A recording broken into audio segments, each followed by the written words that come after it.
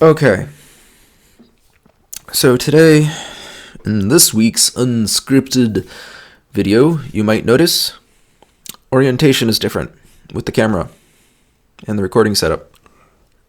That's because I don't have the spoons. No spoons in this Sunday today. Or not very many. Not enough spoons for this Sunday. Sundae, not S. You know what? You get the idea. Not enough spoons in this ice cream. So I could really go for some. Anyway, so that's actually the topic I'm going to talk about is spoons. Well, part of the topic, I guess. I know I talked about compounding autistic, my theory of compounding autistic burnout previously. And today I want to talk about a related topic. I'm an individual who has autism, as many of you know, who've been here before on this channel. I have autism. I'm also an individual who cares a lot, and I know there's a stereotype about individuals who have autism don't care. We do.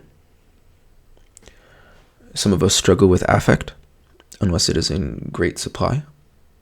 If we have great emotion up, we show it. If we have great emotion down, we show it. Some of us struggle with the middle ground.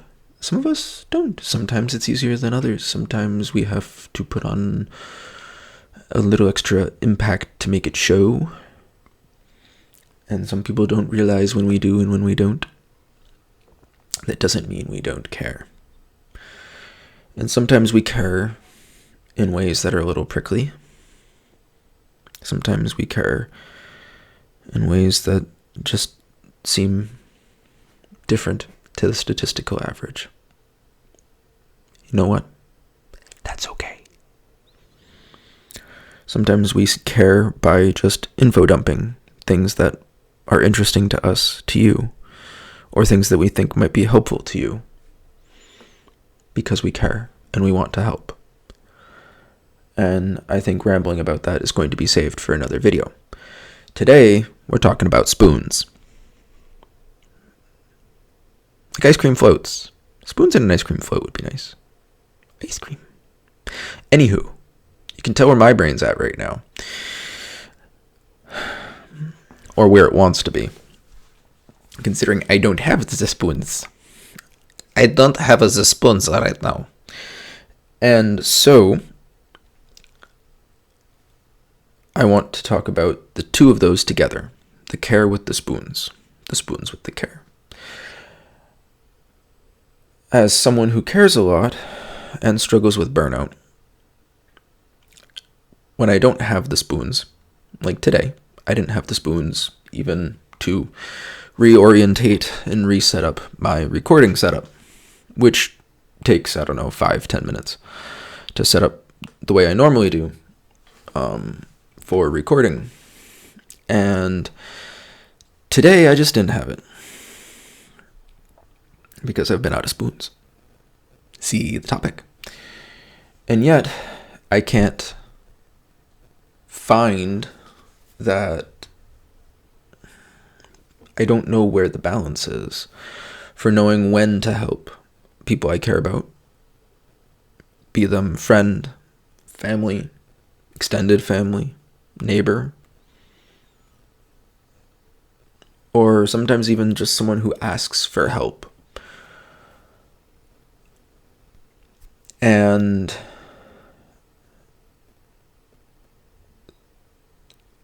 there have been times where I've been glad that I've cared and expended the spoons I don't have to help.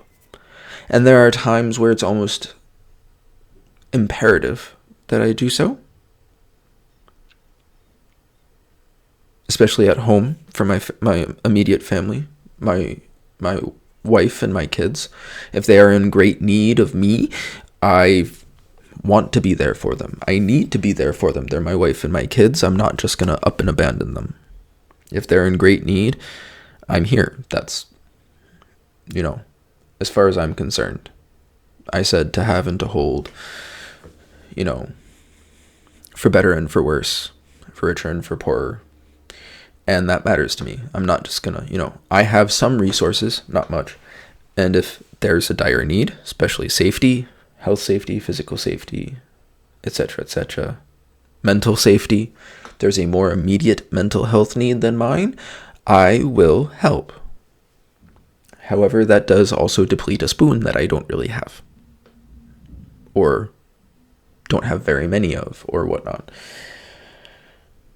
And so that makes it harder to get myself going, get more resources back in the bin.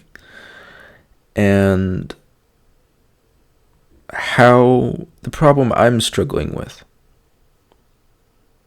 and I wonder how many of you also struggle with this, is how do we, I know it's not just a struggle for individuals who have autism. This is something that's not, it's a human condition.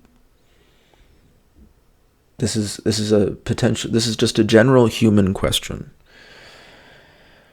When we don't have the spoons, as they say, I find that analogy a little weird. I just constantly think of ice cream whenever I hear that.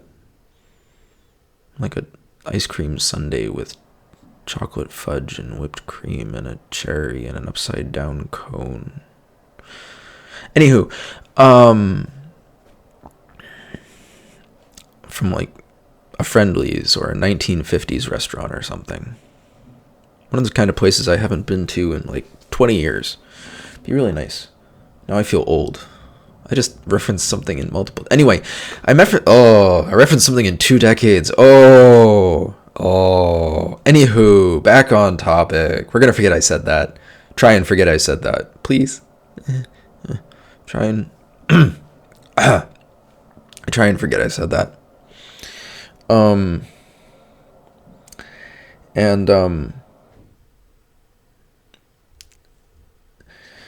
I know that it's not a situation that is pure explicit to autism, individuals who have autism, and it's not a situation that's even just explicit to individuals with neurodivergence. But that not knowing where how or where those limits are, or how to set aside,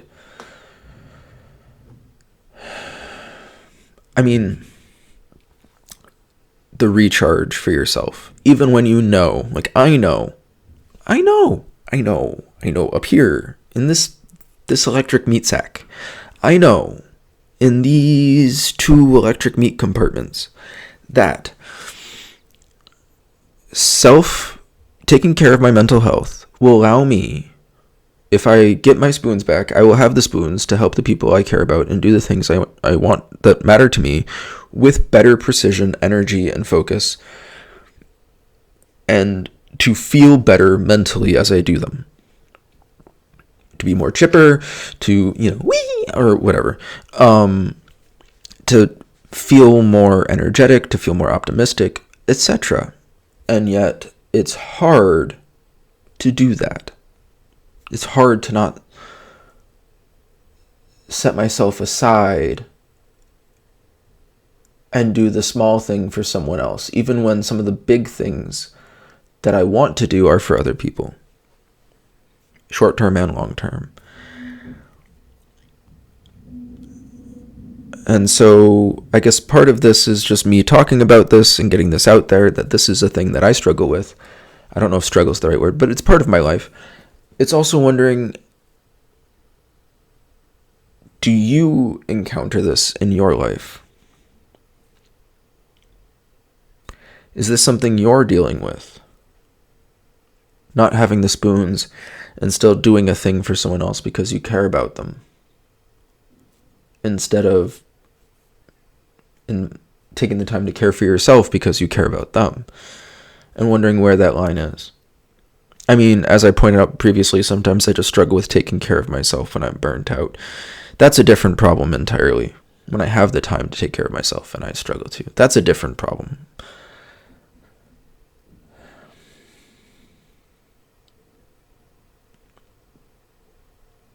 What do you think? Let me know down in the comments. I hope this made sense to you. Maybe next time I'll talk about the care and stuff in individuals like myself, and that stereotype. And there's also a stereotype I know that I want to talk about, that individuals who have autism aren't romantic. And I know that shows like Love on the Spectrum have done some things with that, but I want to talk, to try and confront that a little bit. But I'm not sure it's done justice, and I'm not sure I can do it justice, but I'd like to talk about that in another video as well, because I think that stereotype still pervades, and we need to, the more voices we can have talking about it, the better, because individuals who have autism care and we love, sometimes even to the expense of ourselves.